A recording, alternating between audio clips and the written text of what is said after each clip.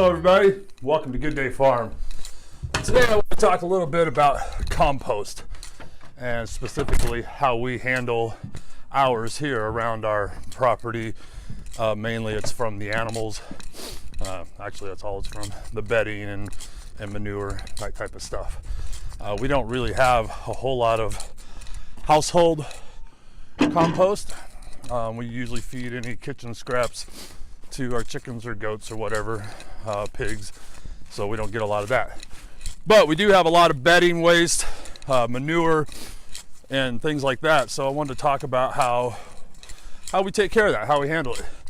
So what I do is, in my opinion, pretty low maintenance, and that's what works obviously best. Something I don't got to think about, something I got to work that much at. It's basically a once a month thing.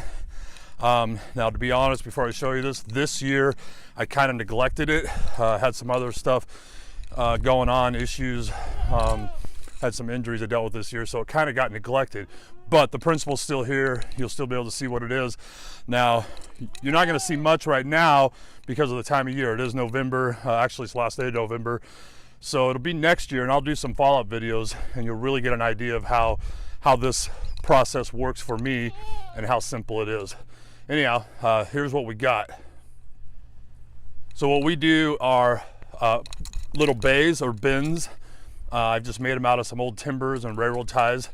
I currently run with 4. That's what I've done in the past. It always works really well. I may add a 5th one. We'll kind of see how this year goes, just because we have been generating a lot more compost recently. So the majority of ours is straw. It's the bedding that we use both in our chicken coop and in our goat stalls. We have had wood shavings before. Those compost pretty well also, but the straw is even better. Occasionally we'll have some hay that gets mixed in with this. It's either hay that has been waste that's got on the ground, or if we open a bale and it's got some mold in it or something, for some reason we can't feed it to the horses or goats, it ends up in the compost. And then there's manure, straight horse manure. You can kind of see some of it in the back there from cleaning out their run-in, things like that. All the straw bedding obviously has manure in it, which is even better, nice for the compost. It's either chicken or goat. And then since it's mostly brown matter, straw, stuff like that, it breaks down really quick and easy. We don't put a whole lot of green compost in here, green matter. Our yard clippings and things like that, we may put a few in occasionally, but not a whole lot. It's strictly, like I said, straw.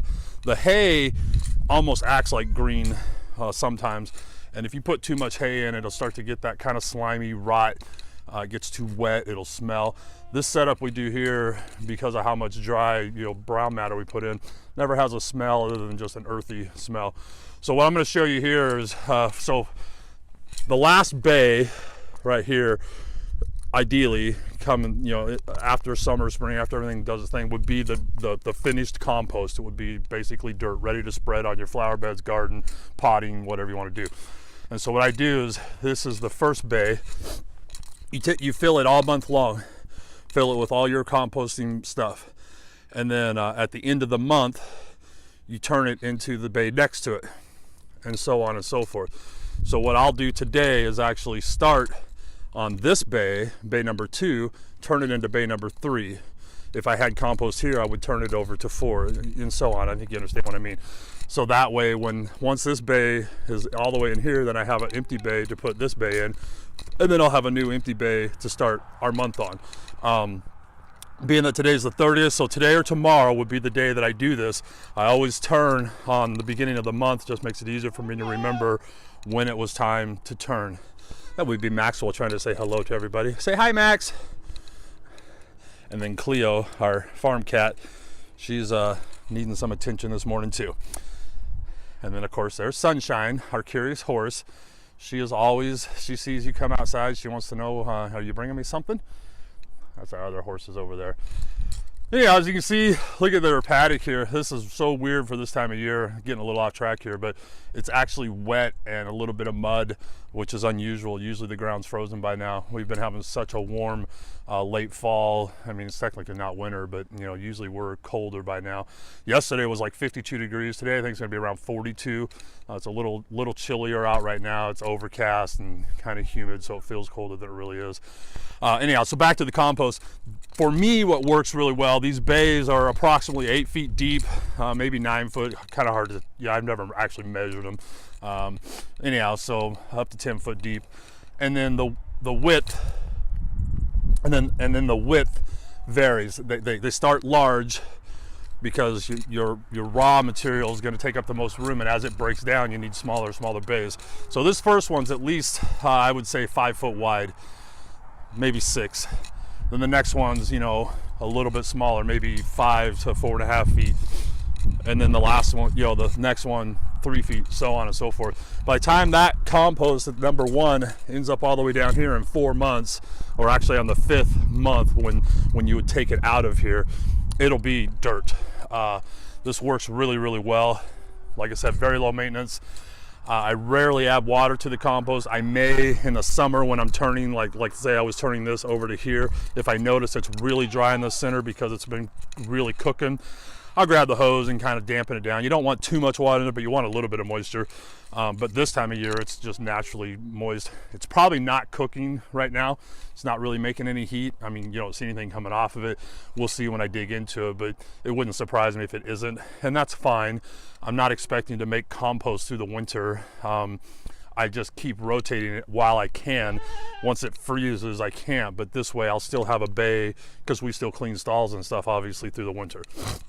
So let me turn this off here, and I'll rotate all these and kind of give you an idea of what it looks like. You'll see what the empty bay is and everything. All right, so there you have it. Turned bay 2 into bay 3. It's a little fuller than it normally would be, simply because, like I said, I neglected this year, and bay 2 didn't break down as much as it would have.